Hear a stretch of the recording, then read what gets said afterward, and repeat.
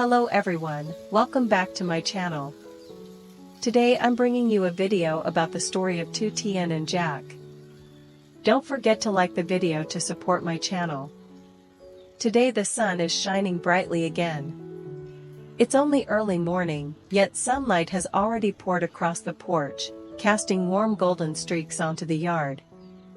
The fresh air makes you want to take a deep breath and hold on to that rare sense of peace after days filled with busyness and worries. In the kitchen, Tien woke up very early. She quietly kneaded the dough, shaped the buns, and prepared every little detail as if that was her way of caring for the man she loves. The steamer on the stove released gentle heat, and the sweet aroma of steamed buns spread throughout the house. Jack sat at the table, holding a glass of water, looking out at the sky with a soft smile. "It's sunny early today, isn't it, Tien?" "I was just thinking the same." "It's probably going to be very hot," she replied, her voice as gentle as the morning breeze. Jack had originally planned to take her out for breakfast, the new restaurant that opened during the Lunar New Year, which he heard was very good. But seeing that Tien had woken up early and made the buns herself, he suddenly felt that nowhere could be warmer than this kitchen. He stayed seated, waiting for her to bring the food out, waiting for a simple morning that somehow felt incredibly precious. Tien lifted the lid of the steamer, and a cloud of steam rose up, fogging her glasses. The buns were soft and white, still fragrant with fresh dough. She felt a little shy. "I just made them, they're not very pretty." Jack looked at the buns, then at her, his eyes sincere. "Tien, you're always so thoughtful." "Thank you." She quickly shook her head, as if afraid he might think she had worked too hard. "I should be the one thanking you. I'm always just at home. I can't really help you with anything." Jack paused for a moment, then spoke slowly and clearly. "Having you here makes me happy. Ever since you came into my life, our home feels warmer." Those words made Tien lower her head slightly, her heart softening like the freshly steamed buns.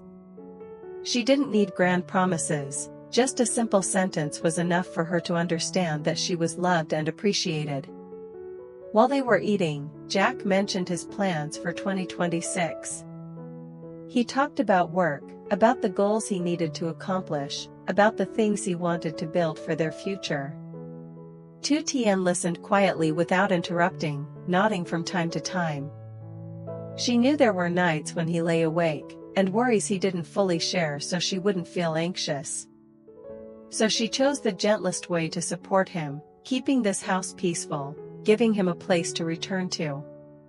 As breakfast was still warm, Jack suddenly said, "Later, I'll stop by my mom's house before going to the company.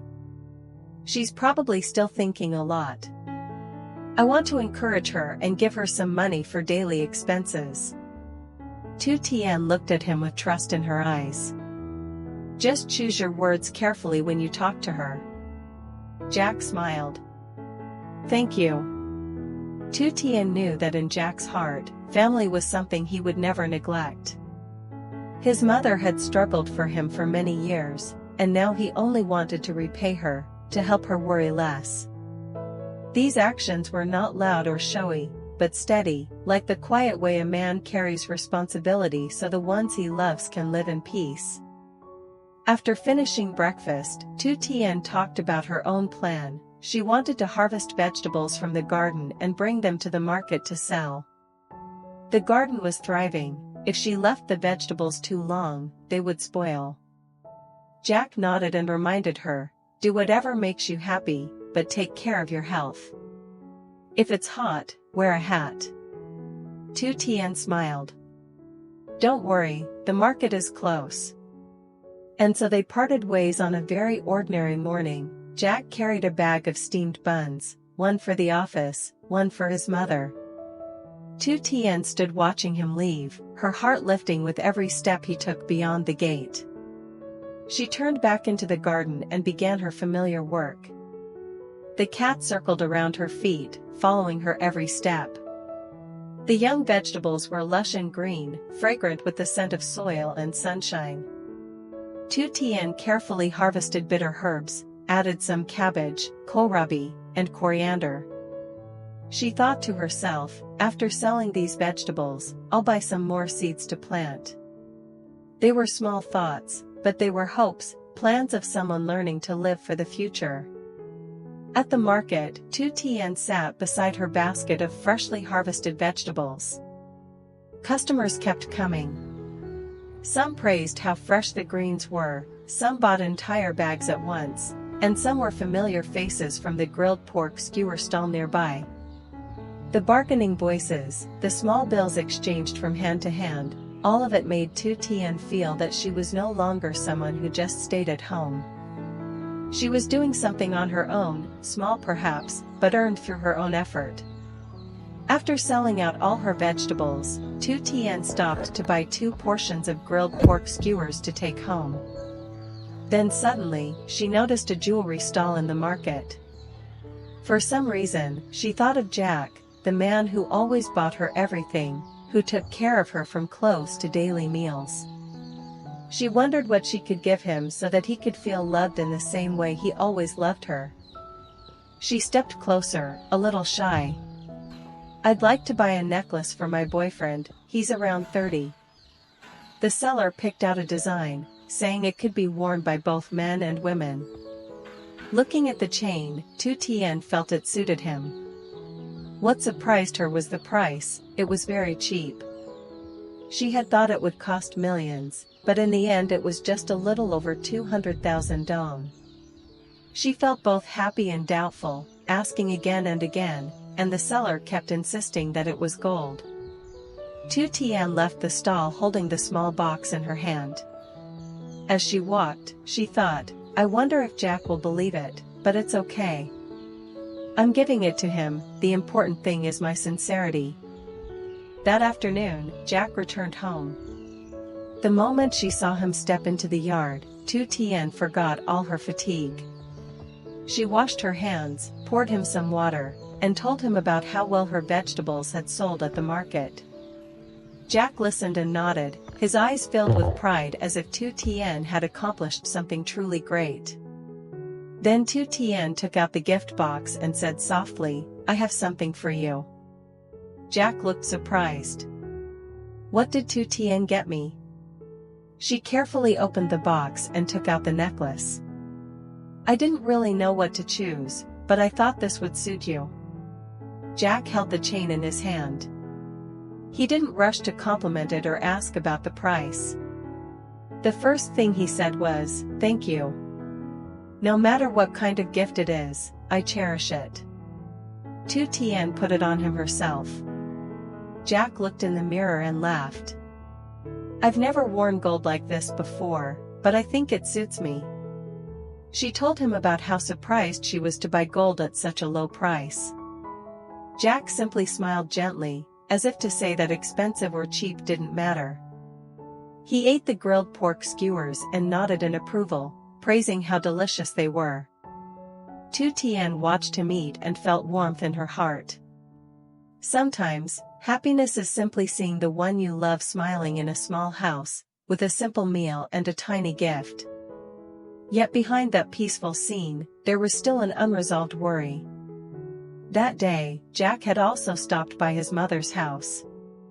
He brought her warm steamed buns and gently asked how she was doing. His mother looked at her son with both love and concern. She was still troubled about Mrs. Thursday, the woman who had persuaded her to invest in a land project and was now unreachable. She feared losing the money and feared that Jack would have to struggle to fix the situation. Jack didn't blame his mother, nor did he make her more anxious. He gave her some money for daily expenses and reassured her, just keep this and use it. I've already calculated our finances. His mother looked at him, her throat tightening. She understood that Jack carried many burdens on his shoulders, yet he still chose to be gentle so she wouldn't worry more. All she could say was, "You're always thinking about me." After leaving his mother's house, Jack returned to the company. At the beginning of the year, He met with his staff to discuss the 2026 plans and reminded them to complete unfinished tasks. But one thing weighed heavily on him: he still couldn't reach Mrs. Thursday. Her phone number remained unreachable. He asked someone to look into it further and arranged to meet a friend at the start of the year to discuss business matters and projects, and also to share the vague concern lingering in his heart. Because Jack understood that problems left unresolved could become shadows hanging over his family's peace. Yet when night fell and he returned home, he saw Tien there, still tending to the kitchen, still gentle in every small action, still believing that living under one roof means learning to love one another was something natural. Suddenly, Jack felt his tension ease. Maybe outside there were still many uncertainties. Maybe tomorrow he would have to continue searching for Mrs. Thursday, continue taking care of his mother, continue carrying responsibilities at the company. But at least in this moment, he was certain of one thing: he was no longer alone. And neither was Tien. She didn't need to do anything grand to prove that she was helping Jack. As long as she could keep the warmth of this home, keep her sincere love and daily effort, that was enough. Because sometimes, the meaning of happiness does not lie in wealth or expensive gifts, but in two people choosing to stay, choosing to treat each other kindly, choosing to love each other through the smallest things. A breakfast of warm steamed buns. A bundle of fresh vegetables sold at the market. A necklace bought with small change. A portion of grilled pork shared at the end of the day. Things that seem small, yet they become the foundation of a new year: peace, perseverance, and a love deep enough to carry them through whatever lies ahead. Night fell, and after their simple meal of grilled pork skewers, the small house returned to its familiar, peaceful rhythm. Outside on the porch, the breeze gently swayed the vegetable beds that still held a trace of the day's warmth. In the living room, Jack sat quietly for a long time, staring at his phone screen. Mrs. Thursday's number was still unreachable. Tien stepped out from the kitchen. Seeing him silent, she didn't bombard him with questions. She simply placed a warm glass of water in front of him and sat down beside him. "If there's something on your mind, you can tell me," she said softly. Jack looked at her, his eyes less tense than before. "I just hope everything becomes clear soon. I don't want Mom to worry anymore." Tien gently took his hand. "We're still young. Whatever happens, we'll find a way together. I believe in you." It wasn't a grand declaration or a promise of something far away. But to Jack, it was the strongest encouragement he could receive. He understood that even though there were still unresolved troubles ahead, he had someone standing beside him, trusting him and sharing the weight. Elsewhere, Mother Loy couldn't sleep either. She recalled Jack's words, remembered the responsible look in her son's eyes. She suddenly realized that perhaps what she needed to do now was not to be afraid, but to trust her son, to trust Jack's strength and integrity. The next morning, when sunlight once again streamed through the window, Tien went out to water the garden as usual. Jack prepared to go to the company. Before leaving, he turned back to look at her one more time. The necklace she had given him still rested around his neck, glinting softly in the sunlight.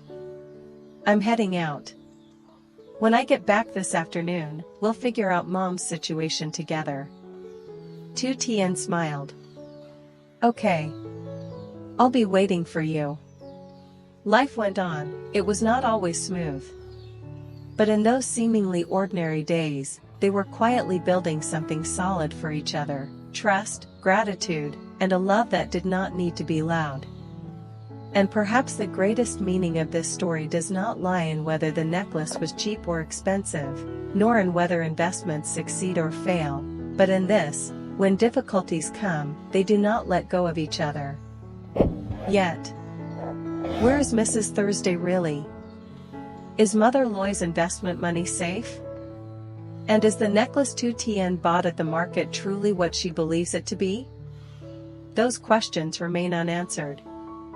Stay tuned for the next episode to find out what Jack will do as the truth gradually unfolds, and whether his small family can continue to hold on to this fragile piece. Xin chào mọi người đã quay trở lại với kênh của mình. Hôm nay thì mình đưa đến video tiếp theo về câu chuyện của Tiểu San. Mình xin lỗi, của câu chuyện của Tien nha. Thì như mọi người cũng đã biết là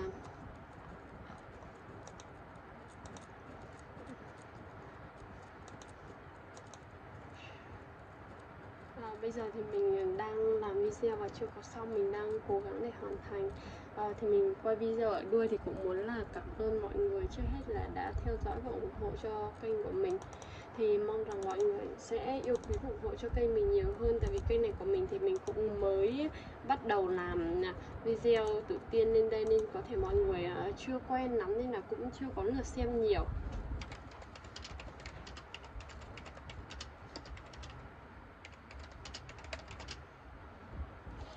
Cảm ơn mọi người rất nhiều, hẹn gặp lại mọi người.